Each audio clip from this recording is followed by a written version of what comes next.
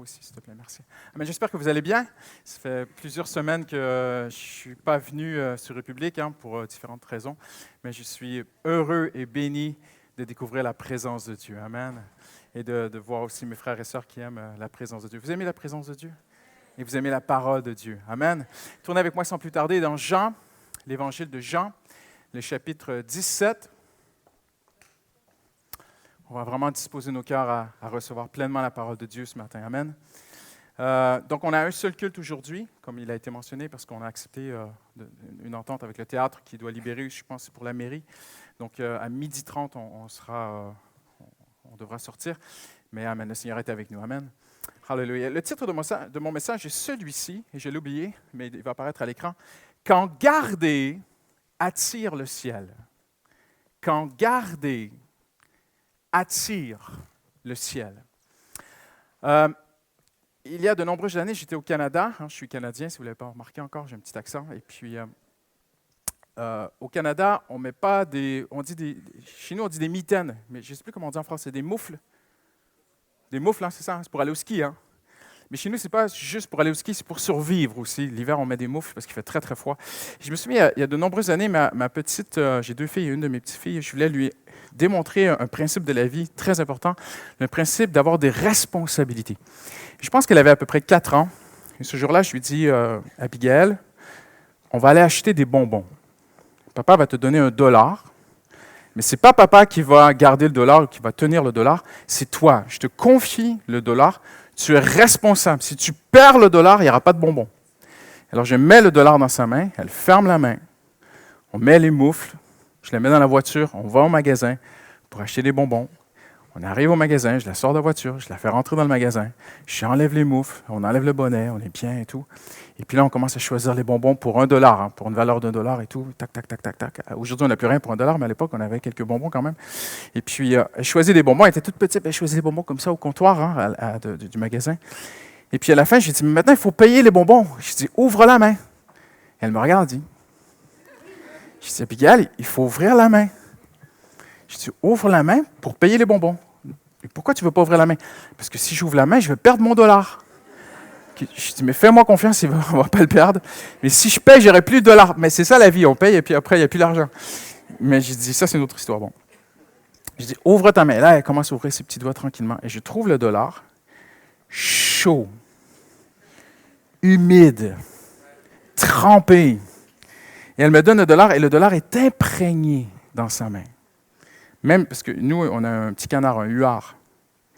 Et on voyait le huard imprégné dans sa main. Et c'est là où je veux vous amener aujourd'hui. Dans Jean 17, comme Abigail a dû garder, la seule chose qu'elle avait à faire, c'était de garder ce que papa lui avait donné.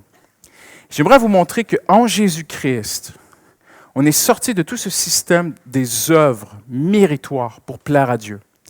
Mais il y a une chose que Dieu nous demande, c'est de ne pas perdre ce qu'il nous confie. Il nous confie des choses spirituelles, il nous confie des principes, des valeurs qu'on va voir dans un instant. Et le Seigneur nous demande de bien garder, parce qu'on va le voir tout à l'heure, parce que ça sera défié. Il y a des voleurs de trésors. Et la seule chose que Dieu nous demande, c'est de bien garder ce qu'il nous confie. Et dans Jean 17, c'est le dernier entretien entre Jésus et ses disciples avant qu'il aille à la croix. On pourrait dire vraiment c'est le dernier grand cœur à cœur entre Jésus et les siens. Et l'entretien commence en Jean 14, 15, 16 et 17. Et au chapitre 17, Jésus prie pour eux. Il a terminé de s'entretenir avec eux. Et le centre de tout ce... Il va leur dire beaucoup de choses. Il y aura des échanges, il y aura toutes sortes de sujets qui seront traités pendant ce long échange. Mais ça revient toujours à un mot. Il y a un mot qui revient tout au long de ces chapitres 14, 15, 16 et 17. Gardez. Keep. Gardez. Si vous m'aimez, vous garderez mes commandements. Celui qui m'aime garde ma parole, mes paroles. Et ce mot revient souvent, de garder, de garder. Et en Jean 17, le Seigneur lève la voix vers le Père et prie, Et on va le lire ensemble au chapitre 6. Je t'ai fait connaître, chapitre 17, verset 6, je t'ai fait connaître aux hommes que tu as pris du monde pour me les donner. Il parle de ses disciples. Ils t'appartiennent. Et plus tard, dans sa prière, on n'ira pas jusqu'à là, mais il dira vraiment, je prie pour eux et aussi pour ceux qui croiront en ce que les disciples diront. Donc, il parle de nous. Il remonte il va aller jusqu'à la fin des temps. Il dira, je prie pour mes disciples, mais aussi tous les autres qui viendront après eux. Et Jésus dit, regardez bien ceci, que tu as pris du monde pour me les donner, ils t'appartiennent et tu me les as donnés. Et ils ont gardé ta parole. Dites avec moi, garder. Ils ont gardé. Allons au verset 11. Bientôt, je ne serai plus dans le monde, car je vais à toi, mais eux, ils vont rester dans le monde. Père Saint, garde-les par le pouvoir de ton nom. Prenez ces deux paroles. Ils ont gardé ta parole, garde-les. Il y a d'innombrables promesses dans la parole de Dieu, de la Genèse à l'Apocalypse, pour ceux et celles qui gardent la parole de Dieu. Il faut mettre les choses simples. Il ne faut pas aller plus loin que la parole de Dieu. En Jésus-Christ, dans la nouvelle alliance que nous avons avec lui, la seule chose que Dieu nous demande, c'est de garder sa parole. On va voir ce que ça veut dire. Mais elle a gardé, pourquoi? Parce qu'il y a d'innombrables promesses, quelques-unes apparaissent à l'écran. Ils ont gardé ta parole, Père Saint, garde-les. C'est une excellente preuve d'amour envers Dieu. Il sera aimé de mon Père et moi aussi je l'aimerai. Je me manifesterai à lui. Nous viendrons à lui. Nous établirons notre demeure chez lui. Vous demeurerez dans mon amour. Votre joie sera complète. Ça, ce sont que les promesses dans le chapitre, mais il y en a beaucoup plus dans la parole de Dieu. Mais ici, chaque promesse que j'ai mis à l'écran sont directement reliées à une seule demande, si vous gardez mes commandements, si vous gardez ma parole. Maintenant, regardez bien ce que ça dit. Ils ont gardé ta parole, Père Saint, garde-les. Regardez la première promesse. Si je garde la parole de Dieu, Dieu garde toute ma vie. Toute ma vie. Ce n'est pas juste que Dieu va te garder en vie, mais que ta vie sera misérable. Non. Ce n'est pas non plus que tu vas devenir riche. On ne parle pas de ces choses-là. Mais tout ce qui est inclus dans ta vie sera gardé. Sous une seule condition, ils ont gardé ta parole, garde-les. Première promesse. Deuxième promesse. C'est une excellente preuve de l'amour de Dieu. Beaucoup de chrétiens qui aiment Dieu cherchent à être agréables à Dieu. Ils se posent la question au quotidien, Seigneur, comment est-ce que je peux avoir cette paix, cette joie dans ma vie, ce sentiment profond que je suis enfin agréable à Dieu? Et Jésus dit, si vous m'aimez, vous garderez mes commandements. La seule chose que Dieu demande, c'est de garder ses commandements. Et c'est une preuve d'amour. Dieu le considère comme une preuve d'amour envers le Père, le Fils et le Saint-Esprit. Donc, aux yeux de Dieu, tu es agréable à Dieu. Dieu ne regarde pas tes heures de prière ou combien de versets tu connais par cœur ou combien d'heures tu as évangélisé sur la rue cette semaine ou combien de pauvres tu as aidé ou est-ce que tu t'es épuisé pour servir l'Église. Dieu ne regarde pas à ces choses-là. Dieu regarde à une seule chose. Il y a une chose principale qui lui tient à cœur. D'abord, les autres choses aussi sont importantes, mais d'abord, Dieu regarde à une chose. Est-ce que tu gardes ma parole? Est-ce que tu la chéris? Est-ce que tu la préserves? Est-ce qu'elle est vraiment au fond de ton cœur? Est-ce que tu la gardes? Et si tu la gardes, moi, Dieu, je considère cela comme la plus belle preuve d'amour. Tu m'es agréable parce que tu gardes ma parole. Il sera aimé de mon Père et moi aussi je l'aimerai. C'est une promesse extraordinaire. Beaucoup cherchent à être touchés de Dieu, visités de Dieu, à ressentir l'amour de Dieu. Je suis convaincu que l'homme, le juste, vivra par la foi. Mais aussi, on a besoin parfois de ressentir l'amour de Dieu, n'est-ce pas? On ne peut pas vivre comme ça toute notre vie juste en sachant intellectuellement que Dieu nous aime. On a besoin. Ma femme, on a besoin parfois d'un petit câlin, tu vois. Et avec Dieu, on a besoin aussi de ressentir l'amour de Dieu. Et là, il y a une promesse. Si je garde sa parole, je serai aimé de lui et je serai aimé du Père. Je te garantis, si tu aimes la parole de Dieu, l'amour de Dieu va s'approcher de toi. Dieu va te visiter. Dieu va s'approcher, Dieu va te prendre dans ses bras, Dieu va poser sa main d'amour sur toi. Dieu va témoigner à ton cœur qu'il t'aime. Tu vas ressentir aussi. Oui, on vit par la foi, mais on a parfois besoin de ressentir l'amour de Dieu. Tu ressentiras l'amour de Dieu. Ça, ce n'est pas toi, tu ne peux pas le fabriquer, mais Dieu lui-même le fera. Dieu s'approchera de toi et te manifestera son amour.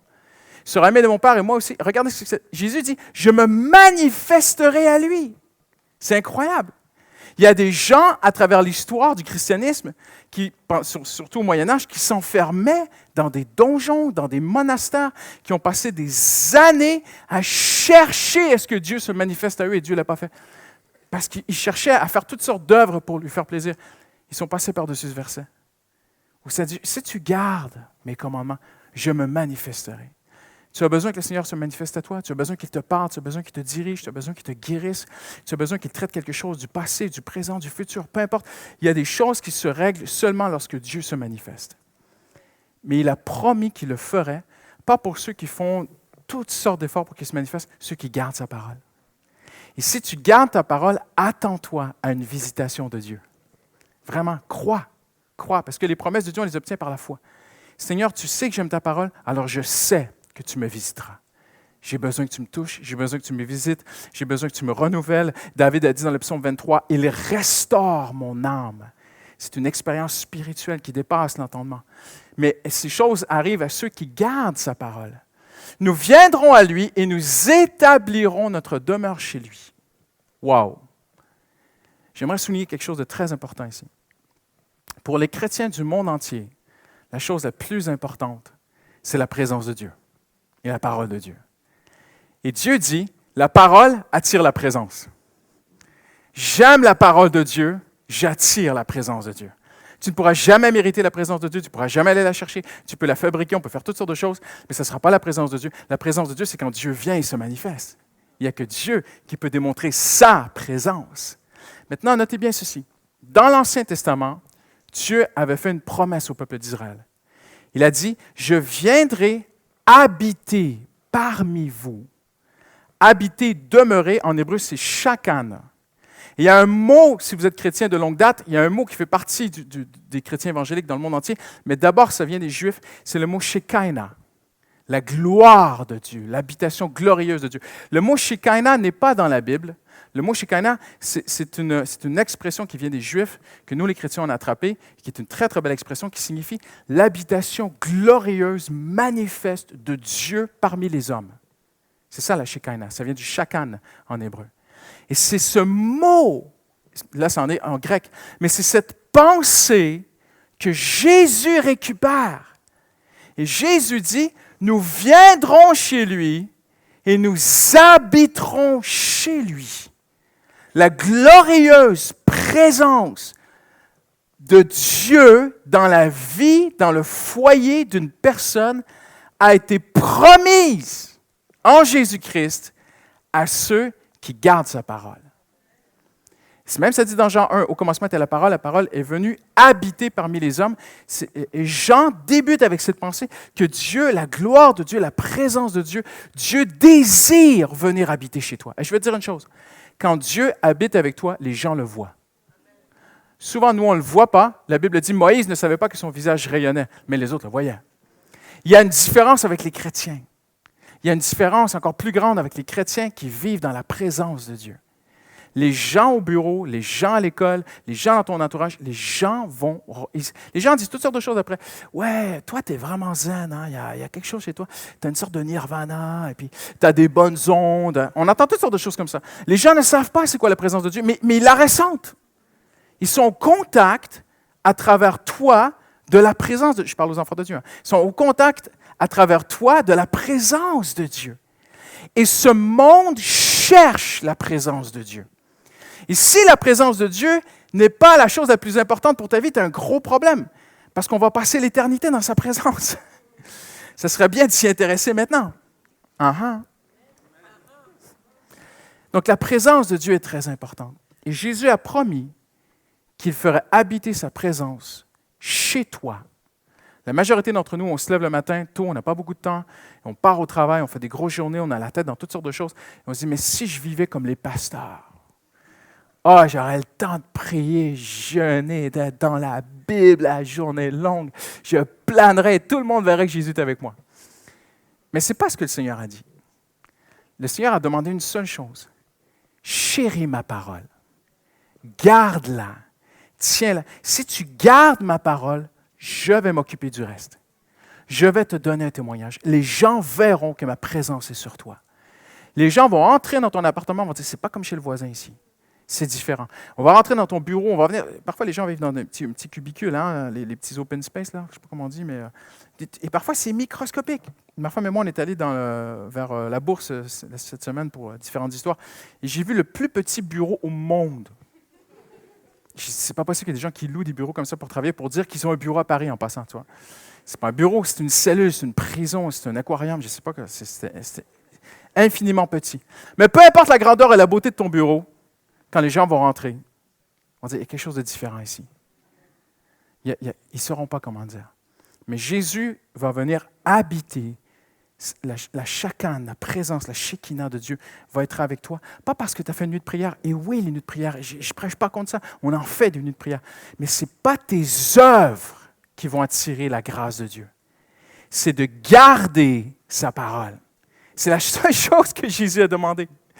Nous viendrons à lui, nous établirons notre demeure, chacun habiter chez lui. Et après, Jésus dit en plus, vous demeurerez dans mon amour. Incroyable. Si vous gardez mes paroles, toi, tu vas demeurer dans l'amour de Dieu. Toi, tu vas développer un style de vie grandissant. C'est pas comme ça, on ne plane pas, on n'est pas, voilà, on n'a pas fumé des trucs bizarres. Mais on n'est pas toujours, nous les chrétiens, dans une sorte de... Non. Mais de plus en plus, on apprend à marcher avec Dieu. Et on apprend à habiter dans son amour. Comment? En gardant sa parole. Gardant sa parole. Votre joie sera complète. N'est-ce pas incroyable? Incroyable. Il y a une joie déjà chez l'enfant de Dieu que le monde n'a pas. Mais disons les vraies choses, souvent elle n'est pas complète. Jésus dit, et le mot complet ici en grec, c'est parfaite. C'est fini, la boucle est fermée, tu ne peux plus y rajouter. Jésus dit, ta joie sera parfaite si tu gardes ma parole. Amen. Maintenant, qu'est-ce que garder signifie? Premièrement, qu'est-ce que garder ne signifie pas? Parce que certaines traductions de la Bible, j'aime tous les traducteurs de la Bible, je les bénis, alléluia, amen, Jésus les aime, mais je ne suis pas d'accord. Parce que certaines traductions de la Bible ont dit, si vous pratiquez mes commandements, ce n'est pas le mot que Jésus a utilisé. Et pour moi, c'est même pas la pensée de Dieu. Jamais Jésus n'aurait mis un joug sur ses disciples qu'il n'aurait pas pu tenir. C'est vous pratiquer mes commandements. Dieu savait qu'on ne peut pas pratiquer ses commandements. Dieu a dit, je ferai que vous pratiquiez mes commandements. Comprenez-vous? Jamais Jésus aurait mis cette condition énorme, la barre que personne ne peut atteindre. Si vous pratiquez mes commandements, là on est vraiment dans une religiosité où on essaie d'atteindre un sommet de perfection religieuse. Et si on arrive à ce sommet, enfin on sera béni de Dieu. Jamais, jamais, jamais, jamais. Ce n'était pas la pensée de Jésus. Et ce n'est pas le mot que Jésus a utilisé dans le texte ici. Le mot que Jésus a utilisé dans le texte ici signifie seulement garder. C'est pas plus compliqué. Je ne sais pas pourquoi on rajoute des trucs à la Bible. Jésus a dit, si vous gardez comme la pièce de monnaie dans la main de ma fille, c'est tout ce que Dieu te demande. Je t'ai parlé, garde-le. Je t'ai touché, garde-le. Je t'ai enseigné, garde-le. Je t'ai révélé des choses, garde-le. Garde. Ferme ta main, ferme ton cœur, protège tout. C'est tout ce que Dieu demande. Le mot signifie ceci, préserver du vol. Pas pareil, hein? Ça n'a rien à voir avec une religiosité où on essaie de pratiquer des choses pour être agréable à Dieu. Ça n'a rien à voir avec ça. Préserver du vol. Préserver de la détérioration. Garder une chose intacte. Le Seigneur t'a parlé, oui, mais tu n'es pas digne, mais il y a ci, mais il y a ça, mais les circonstances n'ont pas changé. Et tu es encore pareil, c'est encore pareil. Et tout à coup, les choses ne sont plus intactes. Les promesses de Dieu ont commencé à être ternies, vieillies. Elles ne sont plus aussi pures qu'au moment où Dieu te les a données. Tout ce que Jésus dit, c'est « Moi, je te donne une parole, moi, je vais faire tout le reste, mais toi, préserve. Toi, garde ce que je t'ai donné. » Ça veut dire même étudier une chose, s'y conformer. Je t'ai enseigné des choses, je t'ai appris des choses dans ta marche avec moi. Tout ce que je te demande, tu t'y conformes, tu les gardes, tu les protèges, tu les préserves de la perte. Ça veut dire littéralement tenir une chose en main, prendre soin. La seule chose que Dieu nous demande, c'est un choix. À chaque instant de notre vie. Ce n'est pas un choix qu'une fois dans ta vie. C'est un choix au quotidien. Quand les doutes viennent, quand toutes sortes de choses viennent contre ce que Dieu t'a dit, tu ne vas pas me piquer mon truc, toi. Comme ma fille, rouvre ta main. Non. Parfois, le diable, il va venir. Hey, rouvre ta main, on va regarder ce que Dieu t'a dit. Je n'ai rien à voir avec toi. Et tu pars, tu ne restes pas là.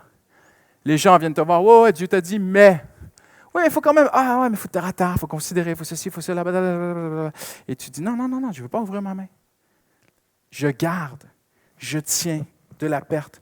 Je veux garder en main, je veux prendre soin de ce que Dieu m'a dit. C'est tout ce que le Seigneur nous demande. Ça signifie d'abord et simplement de chérir quelque chose. Dieu n'a jamais mis sur nous le joug de connaître beaucoup de choses sur Dieu. Je m'explique. Peut-être que tu es tout nouveau dans ta foi, tu commences à marcher avec Dieu et tu connais très peu de versets de la Bible et tu dis, mais vivre dans l'amour de Dieu, avoir une joie parfaite et toutes les promesses de Dieu, je les aurai quand je serai un chrétien mature. Non. Avant la quantité, la qualité. Déjà, même si tu sais peu de la Bible, déjà ce que tu sais, garde-le. Mais Dieu m'a peu parlé. Mais il t'a parlé, garde-le. De toute façon, on n'a pas à se casser la tête. On ne peut pas devenir chrétien sans que Dieu nous parle. J'ai raison ou j'ai raison? Un chrétien, c'est quelqu'un que Dieu a appelé. On était perdus, la voix de Dieu a retenti dans notre cœur, on a commencé à suivre le Seigneur. On n'est pas chrétien par tradition, on n'est pas chrétien par héritage familial, on n'est pas chrétien parce que nos parents étaient chrétiens, on est chrétien parce que Dieu nous a parlé. Donc le chrétien connaît la voix de Dieu. Donc si tu es chrétien, déjà il y a eu des moments dans ta vie où Dieu t'a parlé. Même si tu n'as pas beaucoup parlé, garde-le. Garde-le. La quantité engendre, la qualité engendre toujours la quantité. On commence par chérir ce que Dieu nous a donné et Dieu va rajouter. Dieu va rajouter. Et au long de ta vie, Dieu va te parler encore et encore. Mais déjà, chérissons ce que nous avons en Dieu. Quelqu'un dit Amen aujourd'hui. 3 paroles que Jésus a données. Entre Jean 14 et Jean 17, il y a 3 différentes paroles que Jésus a données en grec. Nous, on en connaît 2. Jésus dit « Gardez mes commandements » ou Jésus dit « Gardez mes paroles ». Mais en grec, c'est un petit peu différent. Il y en a 3, il n'y en a pas 2. J'aimerais vous les montrer. Si nous gardons ces 3 choses, on pourrait dire presque les 3 trésors que Jésus laisse à ses disciples avant la croix. Si nous gardons ces 3 trésors, nous aurons les promesses de Dieu. Premier trésor. Jésus dit, si vous gardez mes commandements, le mot ici est littéralement une prescription. Si vous gardez mes prescriptions, ça signifie un commandement formulé avec toutes ces précisions. Dans nos vies, parfois Dieu nous dit, une des premières choses qui arrive quand tu deviens chrétien, c'est que Dieu te dit, ça c'est mal et ça c'est bien. J'ai raison ou j'ai raison? Quand on est sans Christ, on ne sait plus ce qui est bien et ce qui est mal. Quand on vient à Christ, il y arrive quelque chose. Christ est tranchant, je m'excuse. Il nous a mêlés tranchants. Schlac, ça c'est mal, tu ne touches plus à ça. Et là, Jésus dit à ses disciples, je vous ai enseigné des choses tranchantes. Je vous ai enseigné des commandements, des prescriptions qui étaient formulées avec une grande précision.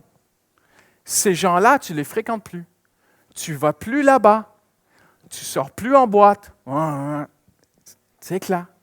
Tu ne vis plus comme ça. Tu ne t'habilles plus comme ça. Tu parles plus comme... Il y a des choses très, très claires que le Seigneur a mis dans nos vies. Mais je vais aller plus loin. Dans son argumentation de ce texte, Jésus va construire une pensée qui devient parfaite. Il amène les prescriptions à être une prescription. Il dit, si vous m'aimez, vous garderez mes commandements, mais il construit son idée, il la révèle progressivement, il arrive à cette révélation ultime, et il dit, je vous donne un commandement nouveau, aimez-vous les uns les autres. Et même il dira dans les évangiles, toute la loi est là.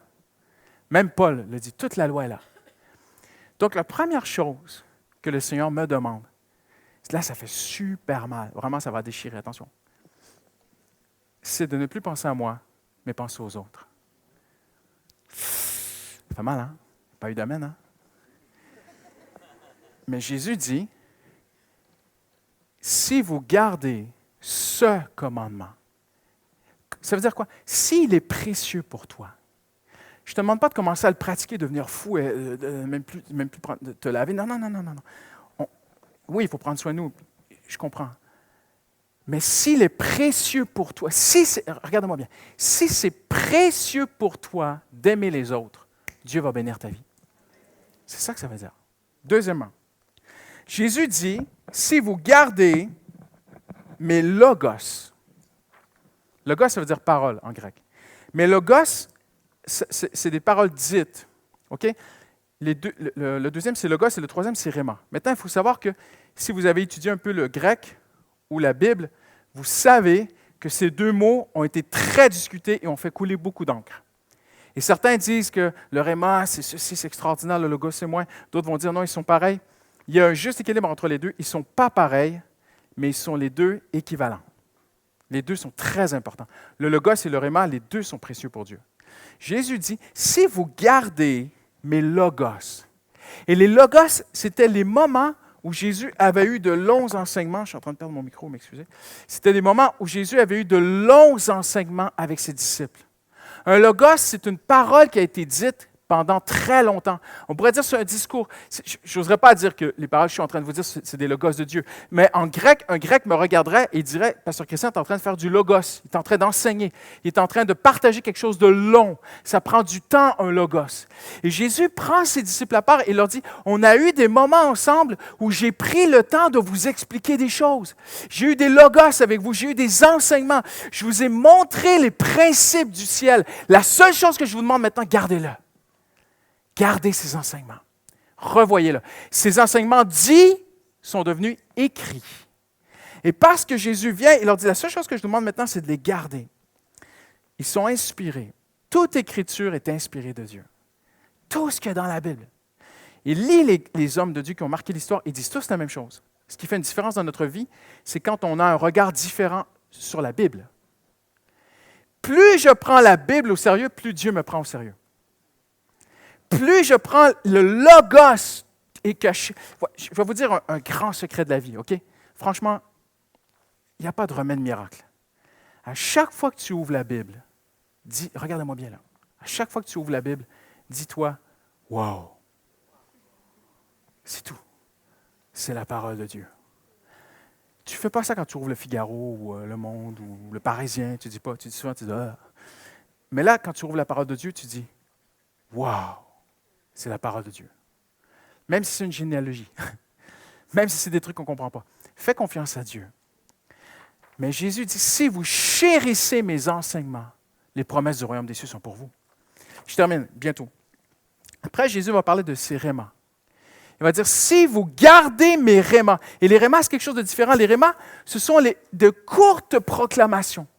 Les rhémas, ce sont, on pourrait dire, des annonces. Le mot rhéma signifie, premièrement, dans son vrai sens du terme, un énoncé. Quelque chose qu'on a annoncé qui est court.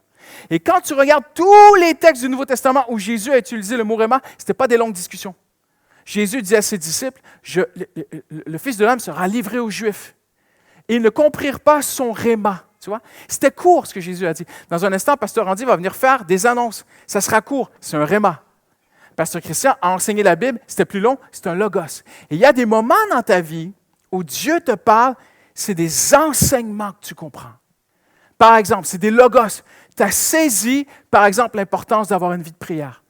Tu as saisi l'importance d'aider les pauvres. Tu as saisi l'importance de la générosité. Tu as saisi l'importance du partage. Il y a des grands principes du royaume de Dieu. Ce sont les logos du royaume de Dieu. Mais il y a des moments dans nos vies où Dieu nous parle. Ce sont des courts moments.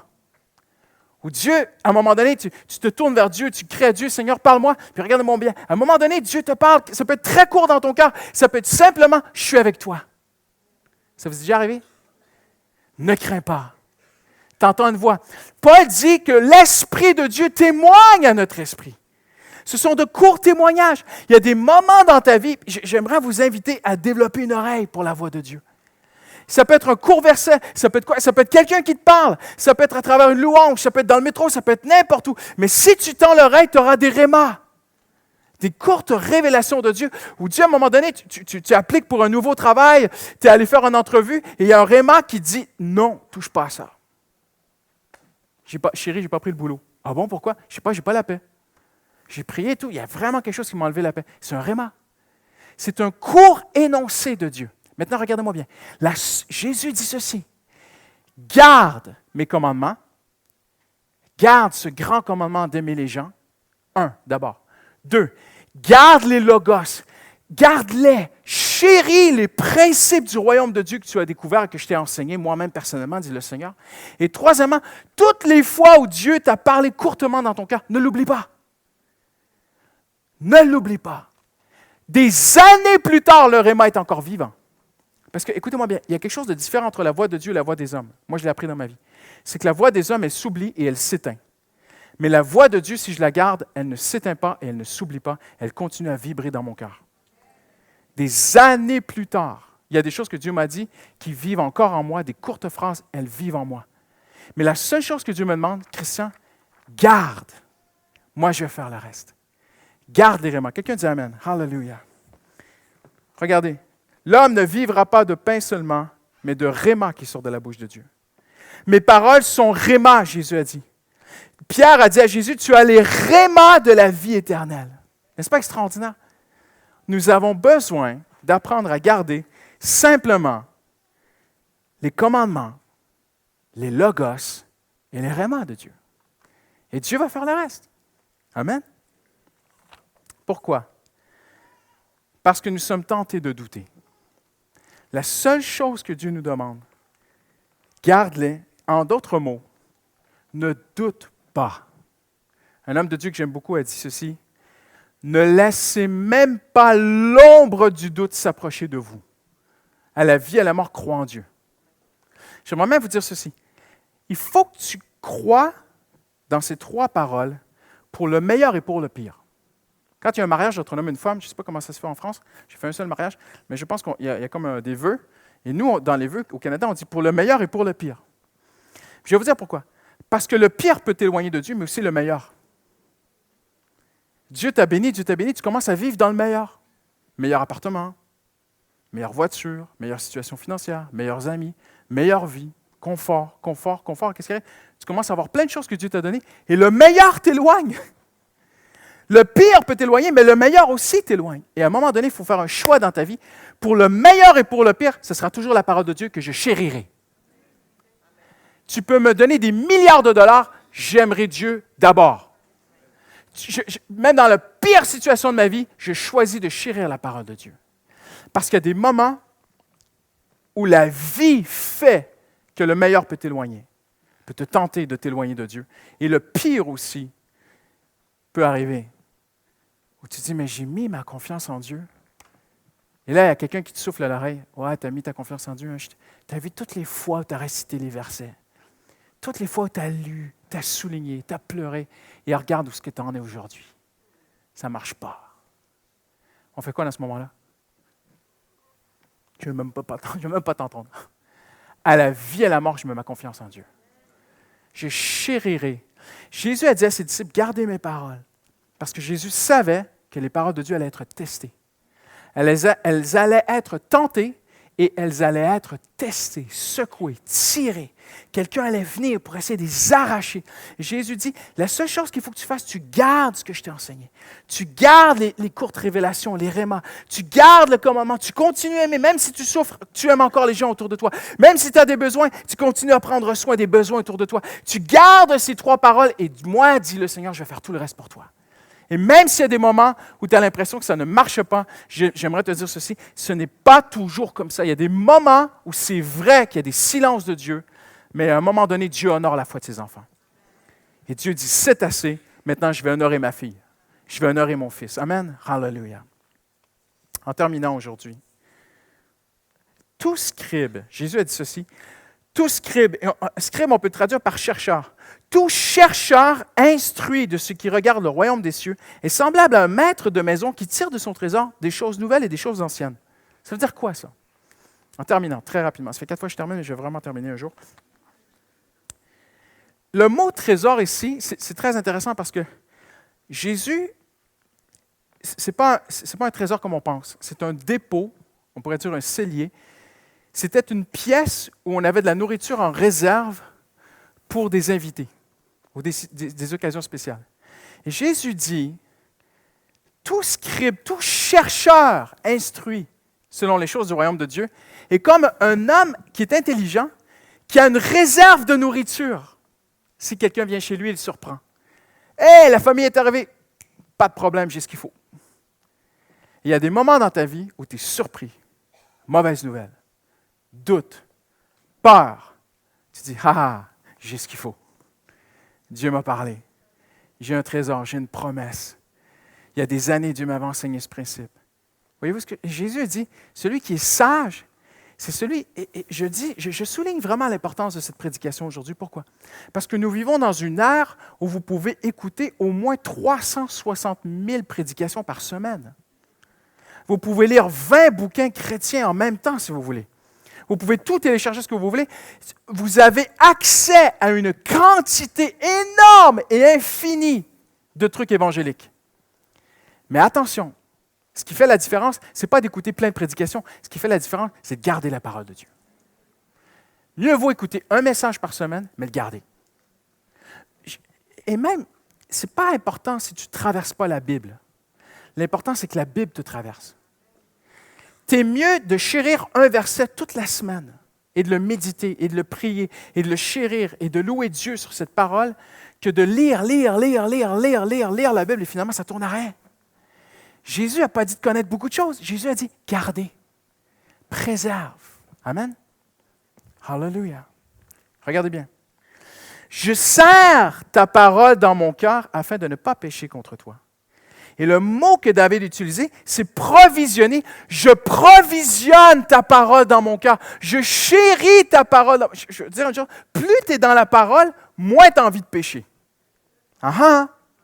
Dites Plus on est dans la parole de Dieu, moins on est dans les choses du péché. Pourquoi? Parce que regardez bien ce qu'il apparaît à l'écran.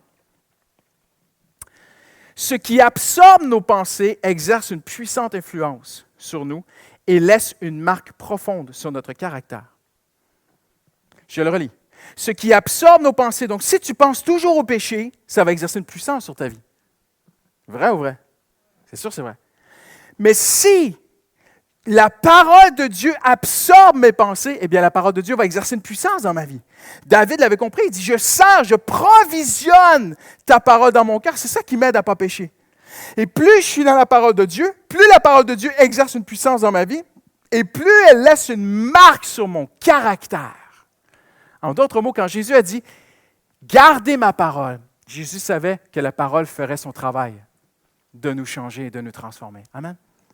2 petits conseils en terminant. Lire et écrire. J'aimerais vous encourager à quelque chose de très pratique. Écrivez ce que Dieu vous dit. Ayez un petit cahier, ayez un petit livre. Quand quelque chose est important pour toi, tu fais le nécessaire. Et moi, j'ai des dates dans ma Bible. Telle année, tel jour, Dieu m'a parlé pour tel truc. Il y a des choses qu'il me l'a dit telle date et plus tard il l'a fait. Il y a des choses qu'il me l'a dit, il ne l'a pas encore fait. J'attends encore, mais j'ai confiance. Ma femme, elle tient un journal de tout ce que Dieu a fait pour nous à travers les années. Quand quelque chose est précieux, tu le gardes, tu le chéris, les rémas, les paroles, les logos, les commandements, tu les chéris dans ta vie. Je termine avec ça, les musiciens vont s'approcher, mais on va prendre un moment de prière rapidement. Il y a des années, lorsque je suis arrivé en France, j'ai prêché dans le nord de la France et il y avait un jeune homme. C'était un rassemblement de jeunes. Il y avait un jeune homme d'à peu près 16-17 ans, assez réservé, calme, pas extravagant. Il était sur son petit ordinateur, dans le hall de l'église, un geek. Il voulait devenir informaticien. Et à première vue, on n'aurait pas dit que c'était un jeune homme vraiment qui avait un cœur pour Dieu. Mais on a gardé un petit peu contact ensemble à travers les années. Et à un moment donné, le Seigneur l'a béni, de toutes sortes de façons. Il a traversé aussi des moments très difficiles dans sa famille. De toutes sortes de façons, il a vécu des moments difficiles. Mais Dieu a été là. Dieu a mis sa main sur lui. Et il a décroché un boulot. Il s'est retrouvé à travailler à Shanghai, en Chine, pour une société française, là-bas, informaticien pour une société française. Et il se retrouve sur le board, il se retrouve sur le conseil d'administration d'une église là-bas, une grande église, à Shanghai. Et le pasteur dit, on va faire une conférence, OK? Mais à cause des autorités chinoises et tout ça, il faut faire attention. Si on invite quelqu'un de très connu, un pasteur connu, il y aura trop de monde qui va venir et les autorités chinoises pourraient vraiment annuler la conférence. Donc, il faudrait trouver un pasteur que personne ne connaît. Et lui, il lève la main et dit, moi, je connais quelqu'un. Il s'appelle Robichaud. Personne ne le connaît. Et le pasteur dit, personne ne le connaît. Non, il n'est pas connu. Bon, on va l'inviter. Et je reçois cette invitation à aller prêcher en Chine parce qu'il avait une idée aussi. C'est un jeune homme très futé. Il allait se marier. Et il voulait que je fasse les noces. Donc, il dit, on le fait venir, il va faire une pierre deux coups. Donc, on fait la noce. Et la veille de la noce, il y a un petit restaurant, il y a comme une petite cérémonie au restaurant de célébration, d'action de grâce, tout ça, avec la fiancée, les familles, je suis invité. Et je me souviens, on marchait, tu pouvais venir, hein, Garicia. On marchait comme ça sur le trottoir, et j'ai eu comme un flash. Je me dis, qu'est-ce que je fais en Chine? Et je me retourne vers lui, je dis, c'est de ta faute si je suis en Chine. Et comme ça, tu vois. Et on marche, et je commence à réfléchir, et je le regarde, je dis, Dieu était bon pour lui. Il a traversé des moments difficiles, mais globalement, Dieu l'a béni. Et demain, il va se marier avec une fiancée extraordinaire. Dieu était bon pour ce jeune homme.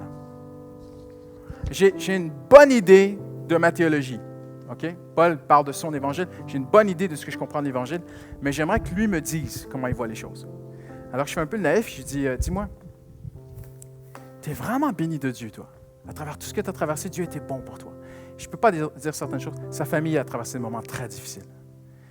Et il en est sorti la tête haute. Ça a été long, ça a pris des années, mais il en est sorti la tête haute. Et on marche sur la rue. Et je lui dis, dis-moi, qu'est-ce qui a fait dans ta vie que Dieu a été si bon pour toi? Et c'est un garçon réfléchi, c'est un jeune homme réfléchi. Il ne répond pas. Puis il regarde par terre, on marche. Il réfléchit. Et il s'arrête. Un moment divin sur la rue. Il se tourne vers moi. Il me dit, Pasteur Christian, j'ai fait des erreurs dans ma vie, mais j'ai pris Dieu au sérieux. J'ai pris Dieu au sérieux. Et quand il a dit ça, c'est comme si le temps s'était arrêté. Je n'entendais plus les voitures, je n'entendais plus rien. Je dis, ben voilà. C'est tout ce que Dieu demande. Si vous gardez ma parole. Et à travers tout ce qu'il a vécu, vous ne connaissez pas le foot américain, les Français, mais dans le foot américain, c'est un peu comme au rugby, on court avec un ballon. Et c'est simple, il ne faut pas que tu te fasses arracher le ballon. Et tu as tout l'univers qui te rentre dedans pour te prendre ton ballon. Tu as des gladiateurs, des géants qui arrivent. Moi, j'ai joué à sport, c'est terrible. Et tu as juste envie de t'en sortir, tu vois. Et parfois, ta vie chrétienne, elle est comme ça. Et Dieu t'a donné une parole. Tu cours avec la parole. Et tu te prends un coup. Tu te prends un doute. Les avis des uns, les avis des autres. Le temps passe, il n'y a rien qui change. Ça devient de mal en pire. Mais tu gardes la parole. Tu gardes la parole. Tu gardes la parole. Et à un moment donné, tu arrives à la ligne d'arrivée. Et c'est toi qui as gagné. Parce que tout ce que Jésus nous demande, c'est garder ma parole. Continuer à aimer les autres. Mes commandements. Mes enseignements. Les principes du royaume de Dieu. Et les petits moments où j'ai parlé dans ton cœur. Garde-les, garde-les, garde-les. Et Dieu dit, moi, je vais faire le reste. Amen. On se lève ensemble. Hallelujah.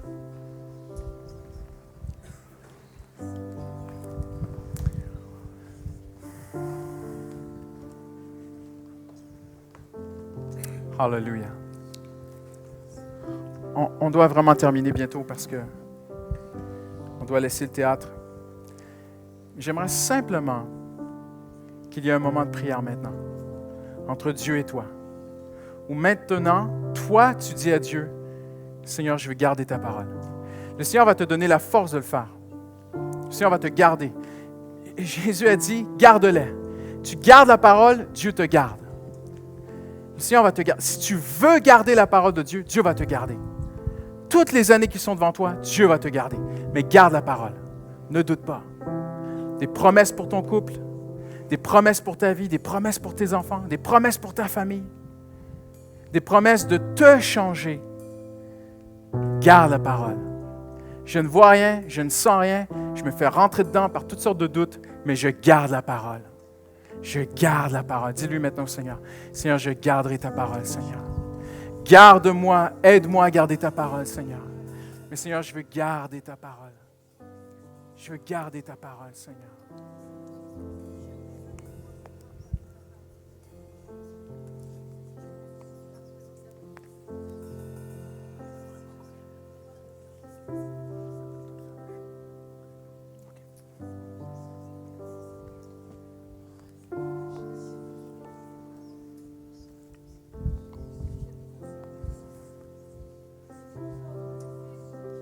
Hallelujah.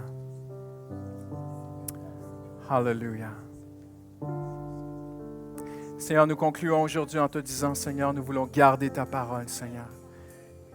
Tout ce que tu nous demandes, Seigneur, aujourd'hui, c'est un choix, Seigneur. Est-ce qu'on peut prier ensemble en terminant?